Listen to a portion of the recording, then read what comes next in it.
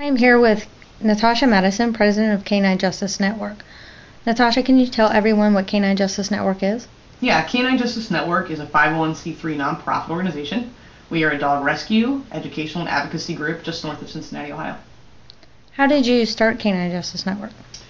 It's a long story. I'll give you a brief version.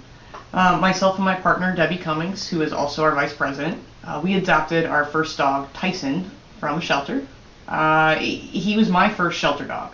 I was raised with family that always told me that shelter dogs were there for a reason. They were either sick or aggressive. Mm-hmm. So my family had always gotten dogs from backyard breeders and things like that, and we didn't know any of this stuff. I was very ignorant in that way.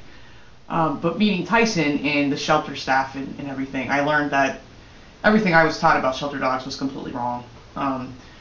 Shelter dogs were fantastic. They were not these just throwaway items. They were dogs that people got as puppies for Christmas for their kids. Mm-hmm. And then they got a little older and they weren't cute anymore, so they got sent to a shelter. They weren't aggressive. They weren't sick. In fact, 39% of the dogs in shelters today are purebred dogs, and actually that number might have increased since I've last looked it up. Yeah, so these dogs were just not what we thought. There's fantastic dogs in shelters. We decided to add a second dog after having Tyson for about 6 months. So we physically traveled 6 different states and many different shelters. We use petfinder.com. Love the website. Definitely recommend it to anyone looking for a dog. And we just met all these different dogs in shelters and things like that in different situations. And in fact, we learned so many things. And as we were learning these things, I would actually mention them to friends and family. Things about euthanasia. We thought this was done in a peaceful, intravenous way. We didn't know that there were gas chamber shelters. Not only that there were gas chamber shelters, but that there were gas chamber shelters in Ohio, working gas chamber shelters that they would put dogs into. There was something called heart sticking or heart staking that is also done here in Ohio. Horrible conditions. In some places, they would actually shoot dogs because they had no other way to euthanize them. My friends and family did not know these things were happening, and I didn't either. I grew up in a pretty upper middle class area here in the Cincinnati area, and just knowing that all of my friends and people that I grew up with didn't know these things either, I just wondered how many more people don't know. And so while looking for Jazz, we ended up adopting from Illinois at a rescue there called Genesis Animal Rescue, we just found out all these things, and Canine Justice Network pretty much happened to us. So we wanted to make the adoption process easier as well as get this information out to people about what was really going on. And so that's kind of how it started, and it just kind of evolved from there as well. That's pretty amazing how you started. Canine Justice Network is a nonprofit group that advocates. What do you do to advocate? There's always a breed that society is going to say, you're a killer. In the 80s and 90s, generally German Shepherds, Rottweilers, Doberman Pinschers, I think even at sometimes. Of course now it's Pit Bulls. I think everyone would be aware of that. You turn on the TV, you hear a story about a dog attack, it's going to be about a pit bull. You look in your paper, you see something about a dog, vicious, it's going to be about a pit bull. The media will only mention those dogs. I hate to say this, but there was a child, a 6-year-old, that was killed by a Pomeranian. Wow. And that's not good, obviously, but at the same time, you don't hear about that. The media will take the dog, and they'll put that dog as a devil dog. And it's just not true. To say an entire breed of dog is vicious, or bad, or whatever you want to say, it's completely false. It's shameful, it's ridiculous, and it's unconstitutional. We fight for that breed because they are none of the things that they're portrayed to be. They're fantastic, gentle, loving animals. Having said that, you can take any dog or any animal that is strong, and you can make them become harmful or hurtful or a killer to anyone. But that goes, like I said, for any strong animal or breed of dog. Or even unstrong. For example, I've been bitten in the past by a Cocker Spaniel and a Jack Russell, never a pit bull. Myself and our vice president, we are dog behaviorists as well. And I can again tell you by my professionalism, there's no such thing as a breed of dog that is bad. That would be like equating to humans and saying an entire race of people are bad or are criminals, or an entire religion are terrorists. It's racial profiling, but for dogs. So, but it's not true. We have a great link on our website from hellobully.com called Pitbull 101. It's a little presentation you can click on, and it gives you all the myths and dispels them and gives you the facts. It's family friendly. We recommend everyone to check it out.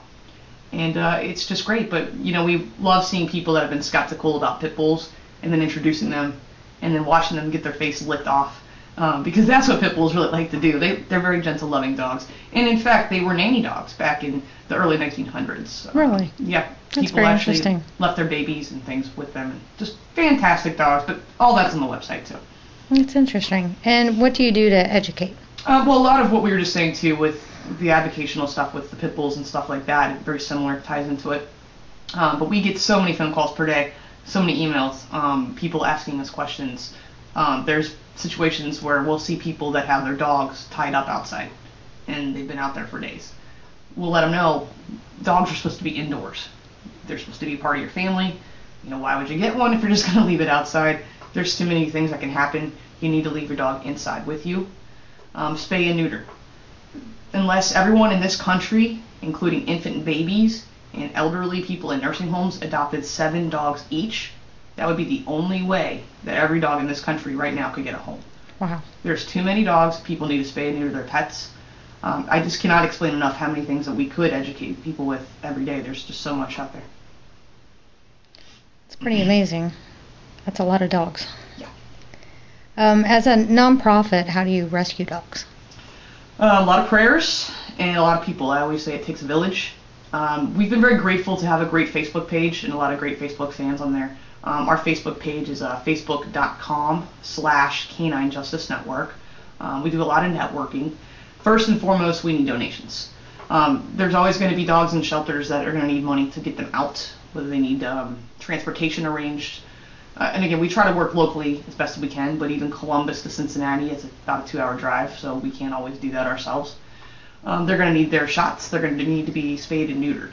We do not ever let a dog go to adopt a family unless they've already been fixed. Some rescue groups do vouchers. We don't. We want our dogs fixed first. But foster homes. We can have all the money in the world, but if we don't have a foster home, which is a place for the dog to go, no money will save that dog. So, but I do want to shout out to the Facebook friends that we have on our CJN page. That's our other way of saying Canine Justice Network. But thank you guys for being so supportive for us for the last couple of years, and keep growing and keep posting. What can the average person do to help? Donate, volunteer, foster, educate. Educate your family and friends. Don't be afraid to go up to someone and be like, hey, probably should get your dogs fixed. Here's why. Or your dog's tied outside. The things we mentioned earlier. People want to be educated. I've learned that just from talking at my job that actually pays me. They want to be educated. Again, donations. No one really understands how hard it is for groups like us, and in general all nonprofits, when we have the economy tanking the way it has been. We're the first to go. First thing that people cross off their list when the recession hits is no more donations. And we understand that, but we can't exist without your help. So we need those at all times to save lives. And by you donating, that's what you're doing. So we always say we're just the messengers carrying out what you're doing for us. But definitely you're helping us so much. Foster homes, foster homes, foster homes. Our website, caninejusticenetwork.com.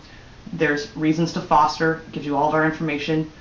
We do have a pretty lengthy qualifications list, but we can make exceptions every now and then. So if you see something that you don't qualify with, that you want to be a foster, talk to us. We'll see what we can do. And if we can make an exception, we will do that. We don't want to rule out a good home for one minor thing. But those are things people can do. And I think I said volunteer too as well. Okay. Well, thank you, Natasha. Thanks for giving us a closer look into Canine Justice Network. Is there anything else you'd like to add? Just please go to our website, caninejusticenetwork.com. If you can, donate, please. If you're on Facebook, Facebook us, facebook.com/caninejusticenetwork.